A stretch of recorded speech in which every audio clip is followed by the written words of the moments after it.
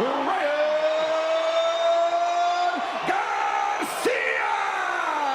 When Ryan Garcia and Mario Barrios finally step out of their dressing rooms and begin the long walk toward the ring, it feels less like a boxing match and more like the collision of two very different destinies.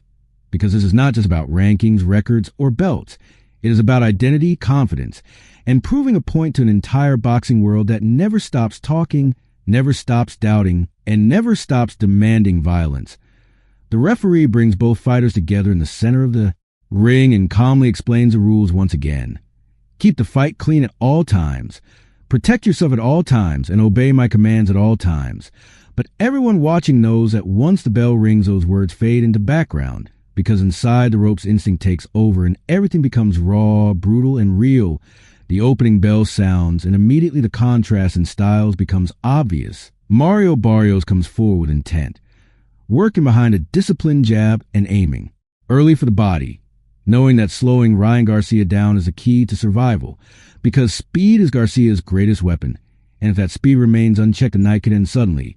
Garcia, on the other hand, looks calm, almost relaxed, bouncing lightly on his feet, not rushing, not forcing anything, measuring distance, downloading information, letting Barrios commit first. The first round unfolds like a chess match played at full speed, Barrios pressing, Garcia sliding just out of range, firing quick counters and disappearing before a turn fire can land. The crowd buzzes with anticipation, because every Garcia movement feels like it could explode at any second, and yet he stays patient. The second round begins and Barrios increases the pressure, doubling up the jab, digging to the ribs, trying to impose his physicality. And for brief moments it looks effective. Garcia feels a couple of shots downstairs, and the message is clear. This will not be a free night. This will be earned. But Garcia responds not with power, but with timing, snapping sharp punches down the middle, reminding Barrios that closing distance against speed is dangerous, very dangerous.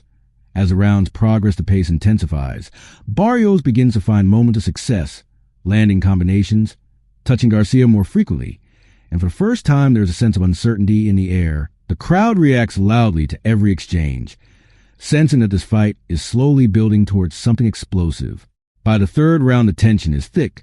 Both fighters are breathing heavier, sweat flying with every exchange. And then in the final 30 seconds, everything changes.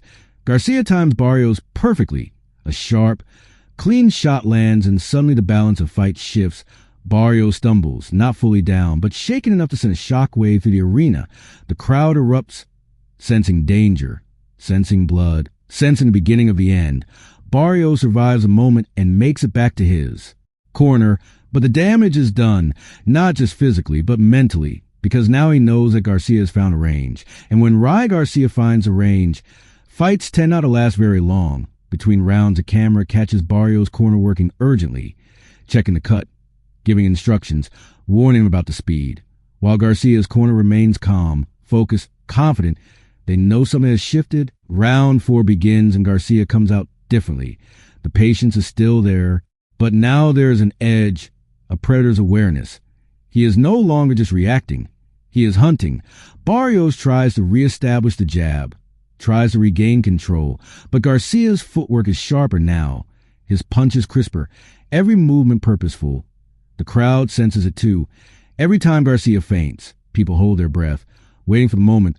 Barrios fires a combination, Garcia slips, counters, and Barrios goes down. The sound of the punch echoes through the arena. The referee steps in and begins the count. The crowd is on its feet, screaming. Barrios struggles to rise, showing heart, showing toughness, beating the count and continuing the fight, but the momentum is completely gone. Garcia smells it, the finish, the inevitability. He stays composed, doesn't rush wildly, picks his shots, knowing that speed plus accuracy is far more dangerous than reckless power. Barrios tries to fight back, tries to prove he belongs, but every exchange now favors Garcia. The timing, the angles, the speed are all working against him. Another clean. Combination lands. Barrios drops again, this time harder. The referee waves off, and just like that it is over. Ryan Garcia scores another emphatic knockout, his 20th, a statement finish that leaves no room for debate, no need for judges, no controversy, just clarity. As Garcia celebrates, the replay rolls again and again, showing the precision, the balance, the way speed created openings that power simply finished. And the discussion immediately begins.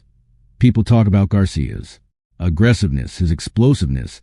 Some critics point to small technical flaws, missed shots, moments where things were not perfect. But perfection does not exist in boxing, and it never has. What exists is effectiveness. And on this night, Ryan Garcia was brutally effective. The narrative quickly shifts to preparation, to training footage, to speed bag drills and workouts that some fans misunderstood, calling them sloppy, calling them flawed. But boxing is not about looking pretty in training. It is about translating skill into damage when it matters. And Garcia did exactly that. Speed was a rule. As he himself has said, speed created confusion. Speed created openings. Speed created the knockout. From a technical perspective, the fight was a lesson in adaptation. Garcia absorbed early pressure, adjusted, and then imposed his strength at the right moment. Mentally, the difference was just as important, because when fighters believe in their weapon, truly believe, they fight with a different confidence, a different patience, and a different calm. As the arena slowly empties and the noise fades, the questions remain: what happens next? Who can deal with this speed? Who can survive these moments? Because this fight was not just a win. It was a warning, a reminder that in boxing, one mistake, 1 second, one misjudged distance can change everything. And as fans replay the knockout in their minds, one thought keeps returning again and again.